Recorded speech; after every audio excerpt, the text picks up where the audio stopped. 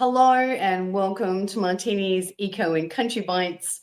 I'm Martine Shepherd here on Edge Radio Australia. Today I have a wonderful gentleman who has been incredibly dedicated to doing what's right on the right side of history, and someone who's incredibly passionate about the protection of the oceans in the USA. Today I'm going to be interviewing Bill Thompson from Green Oceans, and I'm just going to introduce him, bring him onto the stage. Hi, Bill. Welcome to Edge Radio in my segment here in Australia. Hi, it's great to be here with you. Nice to meet you.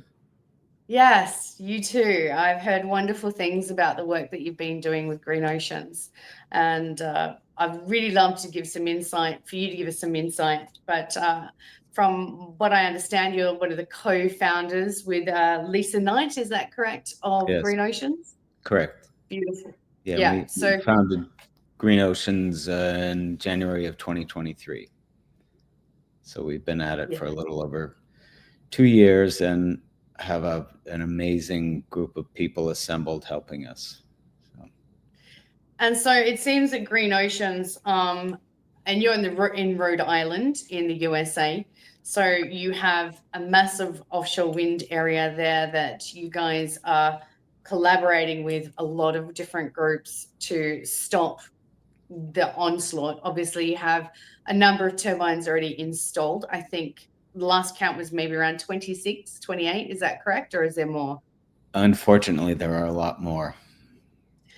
There's, in terms of foundations, I'd say they're between the two wind farms that are under construction. There might be there are over 100. And then there's another wind farm of 12, which is South Fork Wind, which is another Ørsted project, and they have their 12 turbines already constructed and running power to New York. So, wow. Well, this is your amazing organization that you are working for and with, completely dedicated to. I know what it's like when you're jumping all in. There's no being half-assed about it, as we'd say here in Australia, that we would be having anything but full commitment. So I know that with this, these are some of the information that I think is vital for people to understand, that you're a community grassroots group that came together in response to the onslaught of the offshore wind turbine industry in your area. So maybe you can give us some background for yourself, Bill, about what your previous experience was before coming into Green Oceans and where things are sitting right now. Sure. My wife and I moved to Rhode Island down from Boston to live by the ocean. We had, on occasion, vacation down here and wanted to be close to the sea.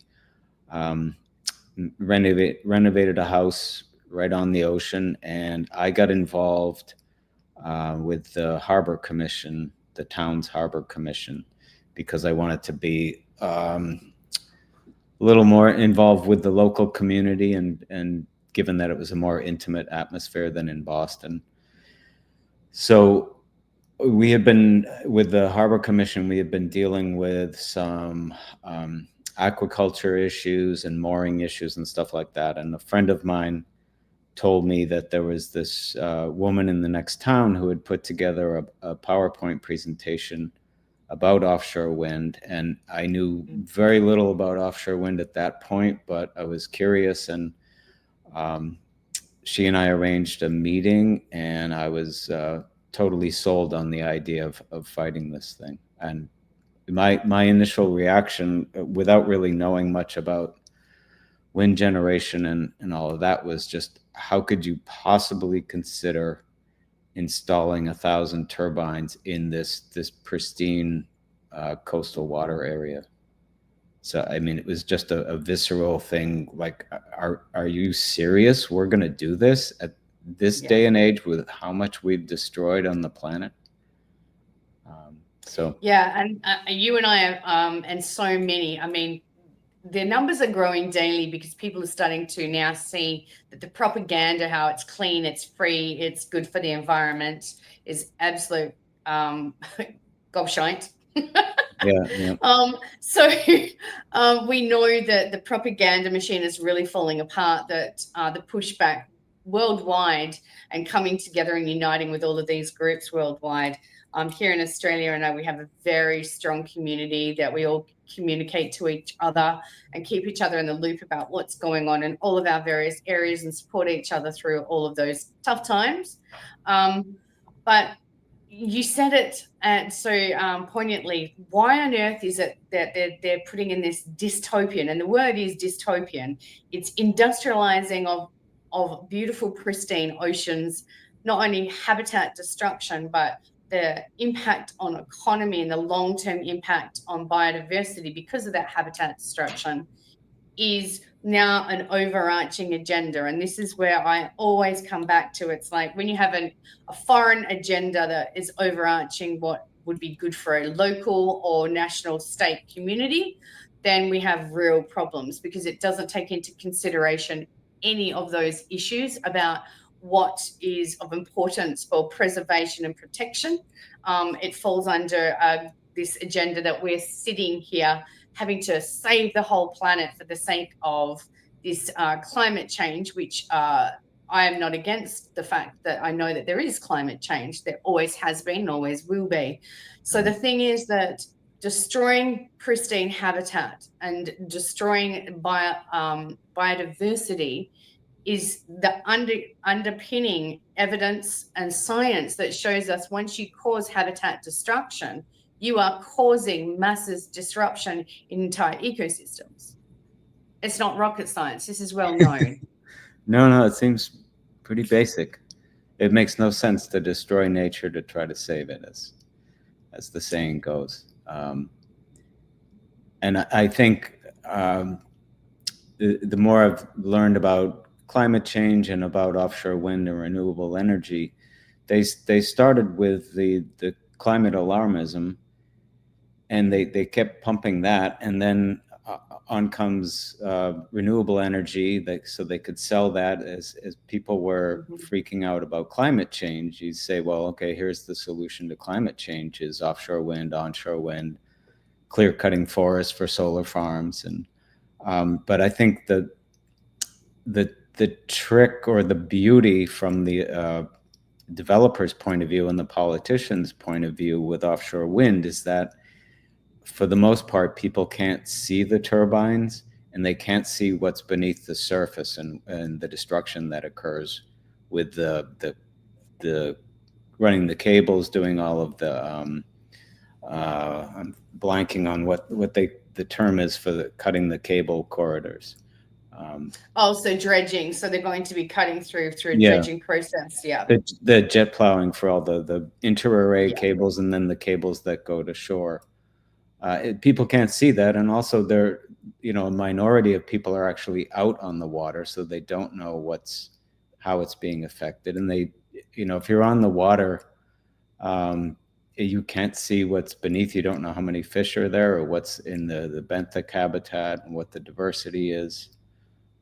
So it's an easy sort of game for them to play. The environmental groups say, oh, we have to do this. We have to do something now, even if it's not perfect. And anyone who's concerned about the environment is supposed to fall in line. And I fell in line before I knew much about offshore wind. And then I fell completely out once, as we have a new saying that the more you learn about offshore wind, the easier it is to say no to offshore wind.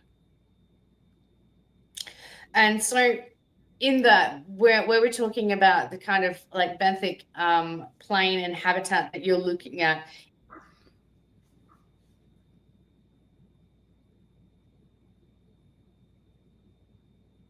sorry, I just lost you there for a sec. I'm not sure if you heard that. Just if you could maybe give us a bit of an insight whether you're looking at a sandy substrate where you are there off the areas of Rhode Island and going up to Nantucket.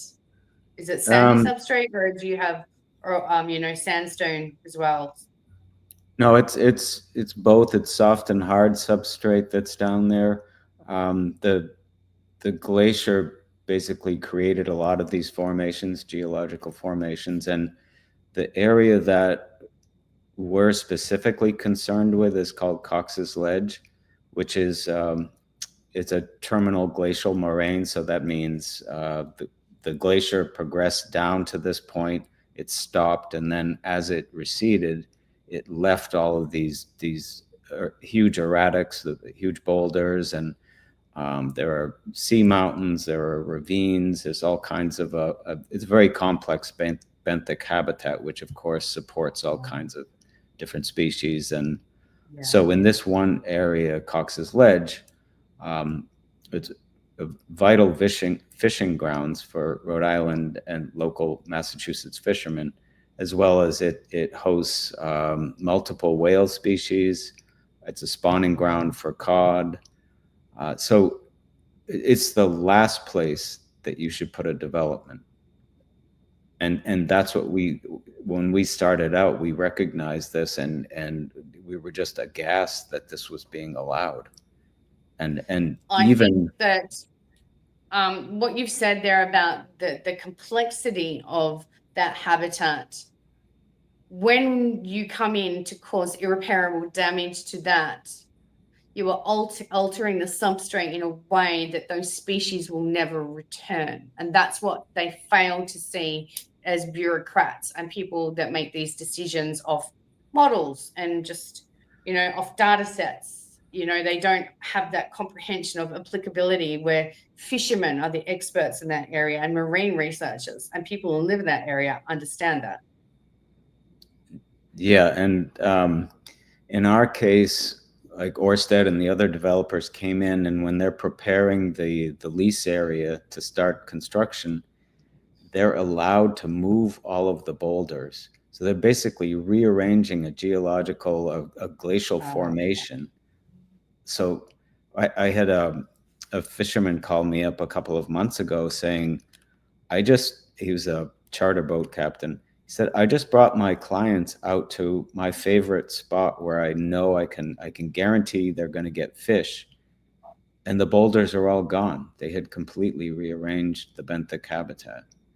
And that this is allowed is just insane.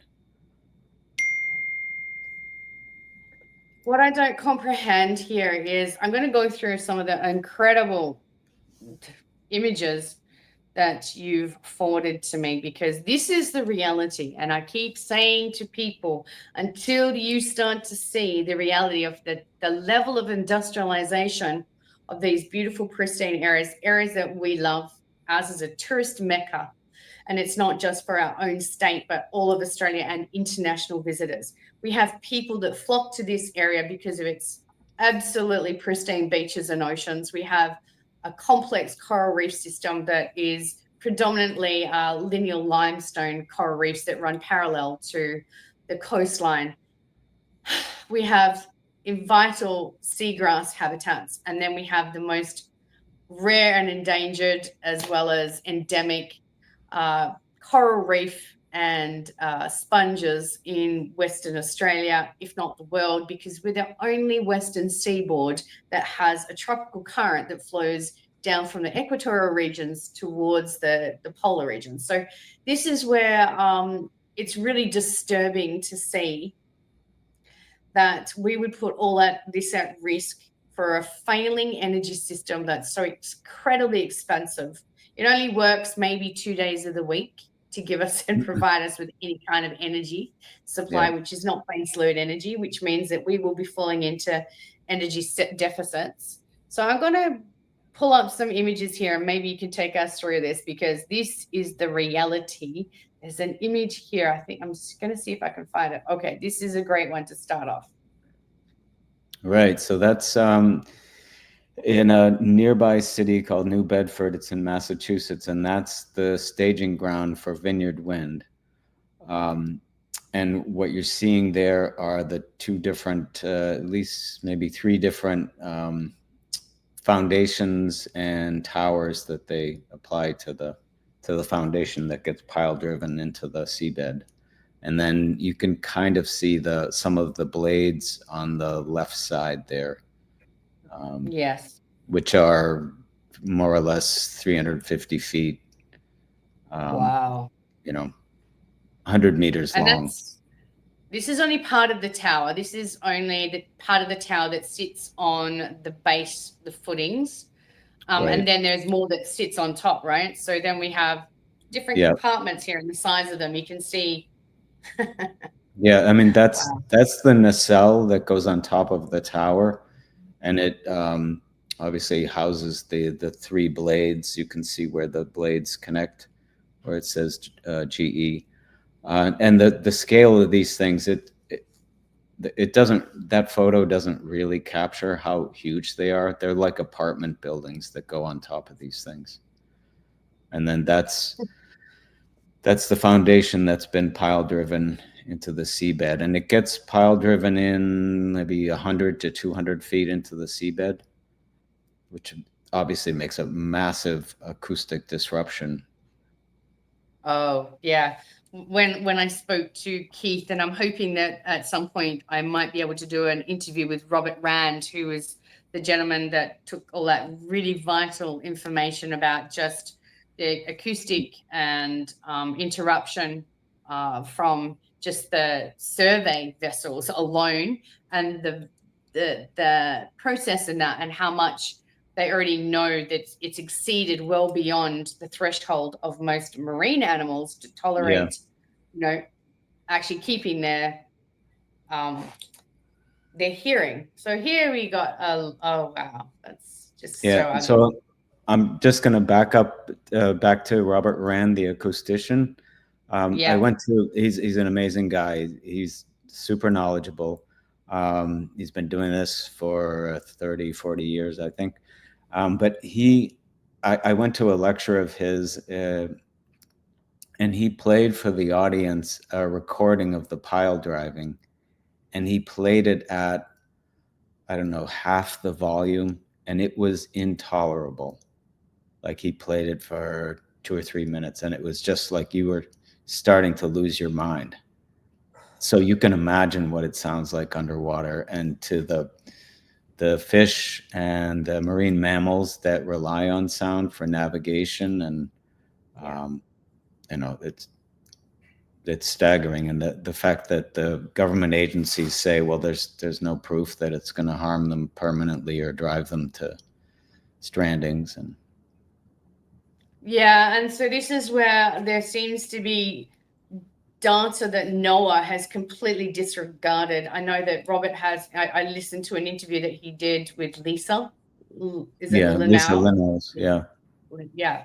So, the pair of them, the both information and the way that they made it so palatable and broke it down for easy comprehension for people, and saying that even there are excessive noise levels or frequencies under the water that are not audible for whales. It's not within their boundaries of being audible, but they're being exposed to it well beyond the threshold, which means that they're going deaf. They're becoming deaf because they can't hear the sound or avoid it. And as they're coming into contact with it, they're going deaf, and it's infecting their internal organs. And so without being able to avoid that, that's how they're coming into these situations of great harm. And I was horrified to fully comprehend it's not only what is audible, it's the non-audible sounds that they can't hear on their spectrum that is causing damage and severe trauma to these animals and organisms under the ocean. Yeah, and in some cases, causing them to strand, and then in other cases, causing them to run into shipping lanes that they normally wouldn't run into. Yeah, and that... This is like a daily event. I feel like every week in the East Coast, we are seeing this. I'm trying not to get really emotional because this is my jam. This is why I do what I do, to make sure that this is one of the creatures or the beings, the divine living beings that are out there that are so vital, so incredibly vital to our ecosystem, and the role that they play in nutrient dispersal and mixing of the water stratification. this is becoming just a weekly event. Yeah, and this was the first dead whale I had seen, and it was just heartbreaking and extraordinary to see the massive the beauty of this creature, and to see it completely deflated and getting rocked by the waves. And I went back a few days later, a week later, and it had decomposed more, and it's just so tragic to see this. And this is a somewhat juvenile humpback whale that washed ashore. I think that was the one that washed ashore on Christmas Eve or New Year's Eve. There was a video footage, and I have to be honest, I couldn't even load it because I got so upset and emotional, which takes a lot for me. I'm a pretty tough cookie. But watching, it was obviously a juvenile that this video footage was. And if you've ever attended whale stranding or whales that have beached themselves, to be there and look at these babies that don't seem to have any kind of issues that are visible, they haven't been struck by anything, there doesn't seem to be any damage, there doesn't seem to be anything. And they say, oh, you know, they can have all kinds of viruses and stuff. Well, viruses come from being stressed. Yeah. Let's just admit and acknowledge that. Viruses are like a natural response to any organisms when it's under stressful mode. So if we're causing stress to these animals, then we need to address that, not just go, oh, it's a virus. That makes me very angry because we're not investigating on a deeper level about the widespread noise pollution that's just happening more and more in the ocean. The lack of comprehension, the lack of respect for their habitat and these animals brings me to tears some days, because when you've attended strandings and you see these beautiful animals, majestic creatures that have died, and no doubt that we have caused a lot of that, or if not all of it. We understand that there is natural death, and there is ship strikes that obviously we try to avoid, but there are things happening in our oceans that we know about that are being covered up, that need to be investigated, and we need transparency, and that's not what's happening. Yeah, and it's almost guaranteed with every stranding that the rescue team that shows up, basically they pull out the three lines. It's either ship strike, or it's fishing gear entanglement, or it's a virus of some kind. And they refuse to say that it could be from offshore wind. They won't even say that there could be a correlation. They jump on there's no scientific proof linking any whale strandings with offshore wind construction. It's just, if all the construction that's happening in our coastal waters was being done on behalf of oil and gas exploration, every one of these environmental groups would be screaming. I mean, they wouldn't wait for causation. They would say this correlation proves that this construction is harming the whales. And and you nailed it. And this is where the propaganda machine has been so successful, where greenies that come out and attack grassroots groups that are going out there doing the research, talking to experts all over the world, because there is no peer-reviewed data. Why is there no peer-reviewed data? Because it's paid for and people are paid off. I have said it time and time again, and it's the same response I get from every one of you amazing people over there in the US. I don't know how you've kept your sanity through this. Australians are not going to be this calm. The federal government has pretty much brought a war upon the ocean people here. There is no way we will allow any wind turbines in our oceans, certainly here in Western Australia. I know I can speak on behalf of them, but the sentiment is found all across Australia, in all of our waters, that the people of that area will not have them in their oceans. They are there as stewards. They are there as guardians of the ocean, and we need to start coming together instead of being played against each other, and realize that we have constantly been played as pawns in this political game and agenda, and those that are still caught up in it still try and do the division. It's like oh, you're just saying this because you're an oil and gas paid shill. It's like, really? Well, Equinor are oil and gas, and they are proponents for offshore wind. So do not say that. That's insane, and you haven't done your research. Like, I get so angry. I'm getting to the point right now that it's like people need to educate themselves, but they don't care because they're paid shills themselves. Yeah, and I think what we found when we started doing public outreach and writing op-eds and all is that people knew next to nothing about offshore wind. They didn't, I think due to the complexity and the fact that it hadn't happened yet when we started, they couldn't see the turbines. They weren't seeing the whales washing up. They just looked the other way. And then the political divisions have been ridiculous because it's just assumed that if you're a liberal, you're going to support renewable energy in the environment. And if you're conservative, you're not. And we got the exact same thing, the accusations of being fossil fuel pawns and NIMBY. We're a bunch of rich people with coastal property. We're spreading misinformation. We're climate deniers. And I mean, it's just their whole game plan has been to attack us personally. And we're the ones that, between us who are fighting against offshore wind and the people that are pro offshore wind, we're the ones who have done the research. And I'm not saying we've done the research like scientists have done, but we're the ones who have educated ourselves and on every aspect of offshore wind and the marine ecosystem.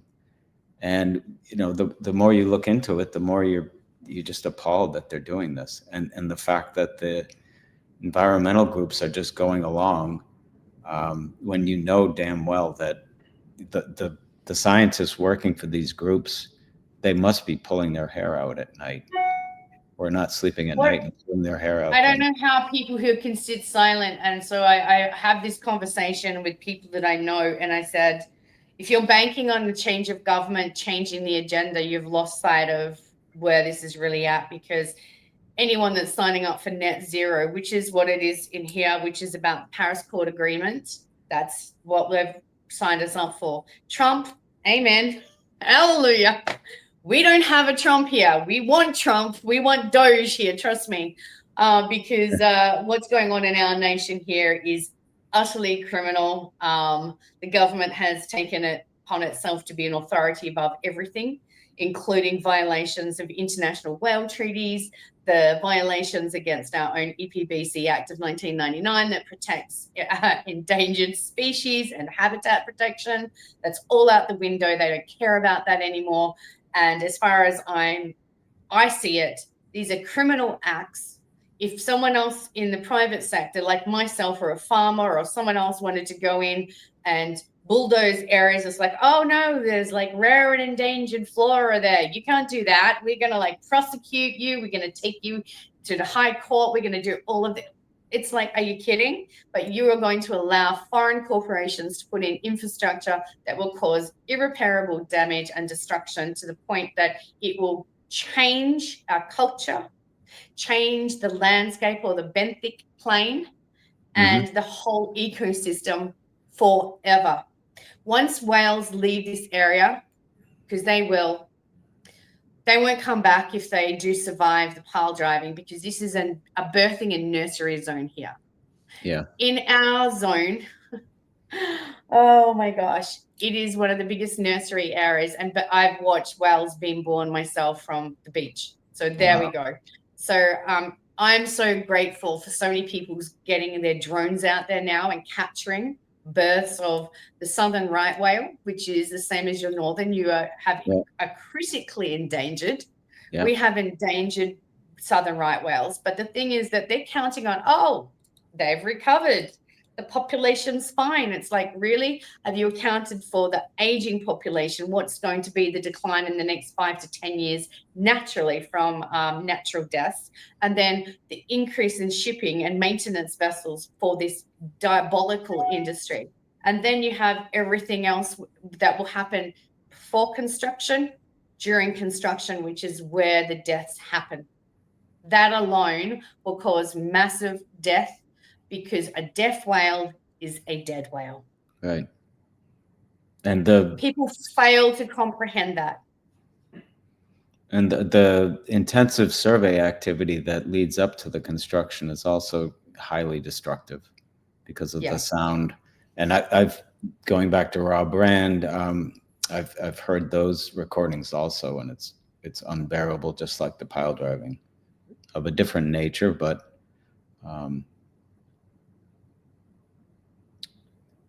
you know. It like, I know we get lost for words because I said it's insanity driven by psychopaths.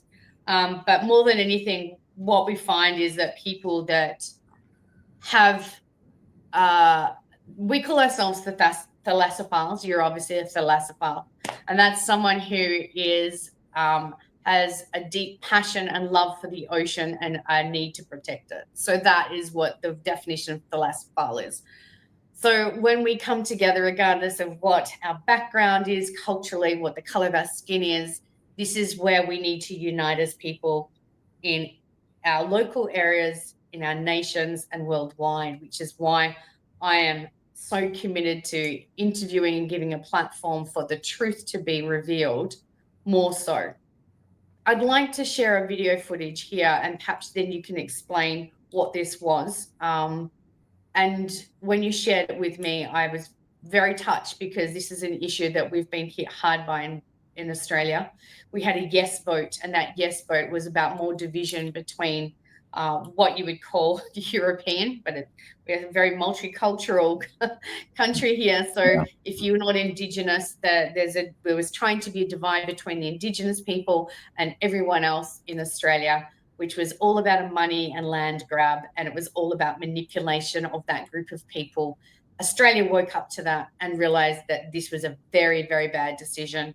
It caused more division. It caused a lot of anger and frustration in all kinds of communities, which I want us to come back and heal. Off the back of COVID and what that did to communities and industry and businesses, I don't know how we're going to pull together on this one, but this woman is truly inspiring. I'd like to play this for everyone. People say, oh, we don't know who the Wampanoag are. We're like, well, do you celebrate the third Thursday in November? It's like, yeah, Thanksgiving. I'm like, well, that's us. There's nothing more sacred to us than our cliffs. And even though the cliffs are a National Natural Landmark, you know, from 1966, now they're not as vibrant as they used to be, but they are still part of our tradition, part of our culture, part of who we are. So we're hoping that by being more vocal and having allies such as Green Oceans, we're able to elevate our voices, you know, as a collective unit. When you look at what this does to our view, and for us to be able to have any sort of a ceremony anymore that is not marred by this industrialization, you know, we can't, it's just unconscionable that they would do this. And the injustice of it being put on Native peoples, us particularly, we've borne that as the Wampanoag people since contact. We've all, you know, are in it together to say, look, we're the ones that are most dramatically affected. We're all on the water, and this is affecting our trade routes and our commerce routes and our just family routes that would be taken by foot while it was still dry, by canoe when the waters came in. And they just don't have the answers to the questions we've been posing. So all we've asked for is a moratorium and a halt until they have better answers and a better understanding of what this is going to do, because we can already see the damage as it is now. Wow. Yeah, you can't beat that. I think that lady's name is Cheryl Andrews Maltese, and listening to that very proud woman, well educated, she eloquently spoke in such a way that conveyed the message of how we all see this land, whether it be in Australia and the US, and how our Indigenous brothers and sisters were actually on the same page, and yet we're played against each other. And to see her come out and publicly say that really touched me, because in Australia we've had such division that's made us all very sad. Yeah, and that tribe, the Wampanoags of Aquinnah, have been there for over 10,000 years. And that particular point, the Gayhead Cliffs, where she was being interviewed, is the point that you can see both the sun rising and the sun setting. And it's a spiritual place for them that they've done ceremonies on for centuries and centuries. And now when you look out from the cliffs south towards where the southwest, where the sun sets, you see roughly 60 870-foot turbines from Ørsted's Revolution wind development. And they were not consulted properly. The tribe wasn't, and they're up in arms about this happening. And basically, when you talk about viewshed issues and NIMBY and all that kind of stuff, this goes so far beyond this, that their tribe has used this spot to participate in ceremonies and to worship the sun. It's just staggering that this happened, and we claim to care about the tribes, and but actually President Biden apologized to the tribes last fall and made a big deal out of it, and then this kind of thing happens. It's basically tells you nothing's really changed. And one more detail that I just was found staggering was that they've unearthed graves of tribal members that were buried sitting up so they could see the sun set.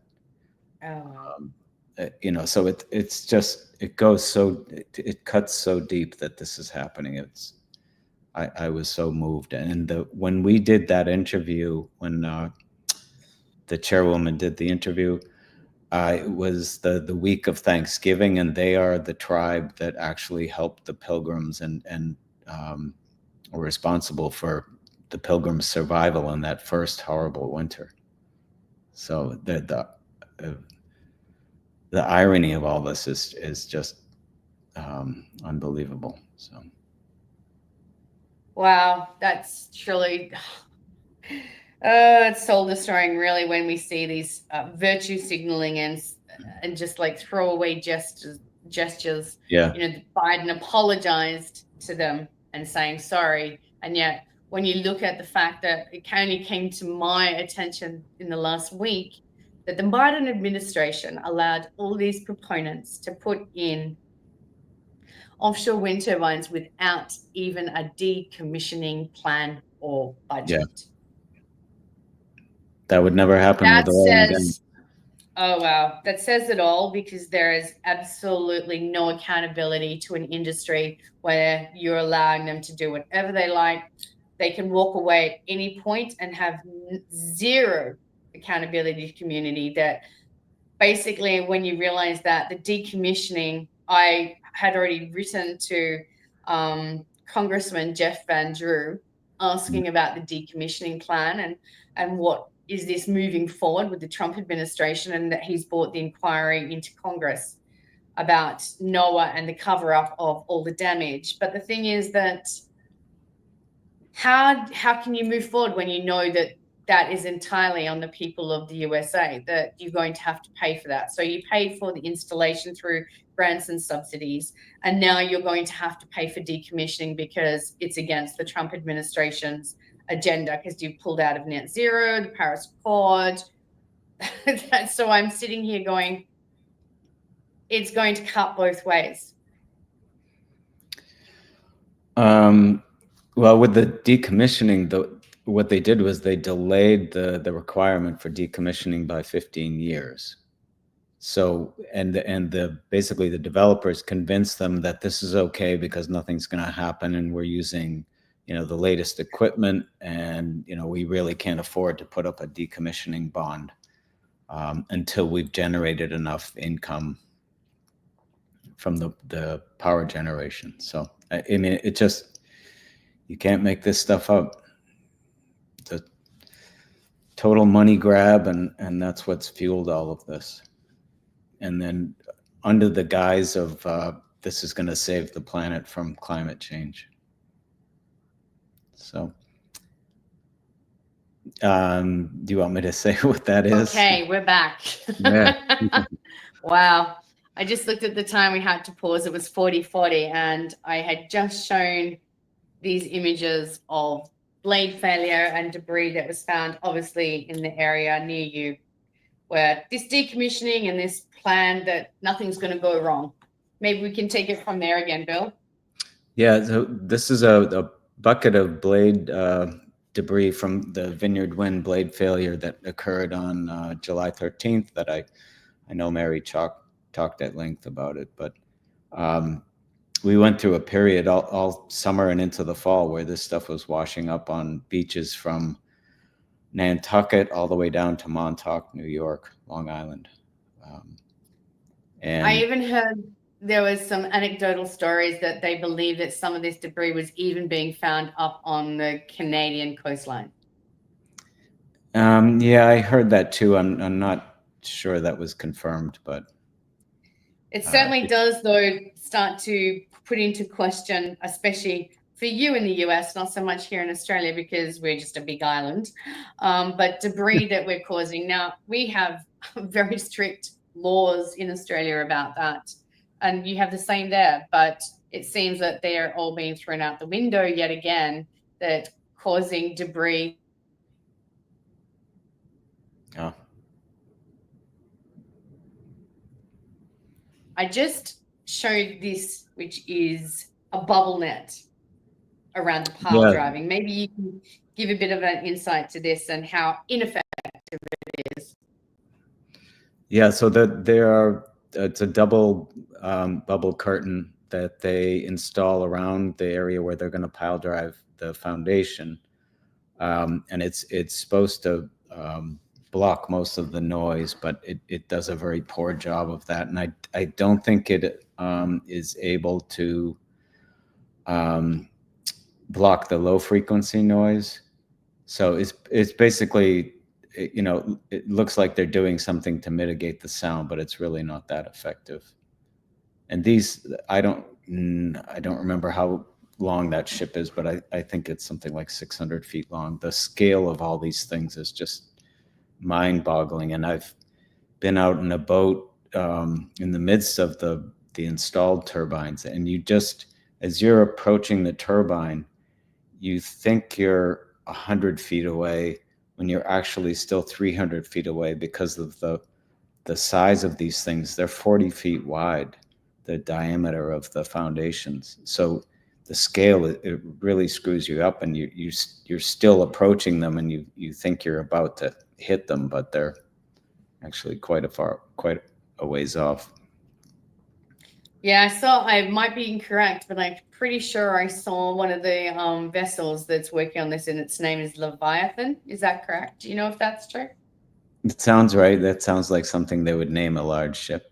Is this? Yeah, so those are two of our most potent activists on the East Coast.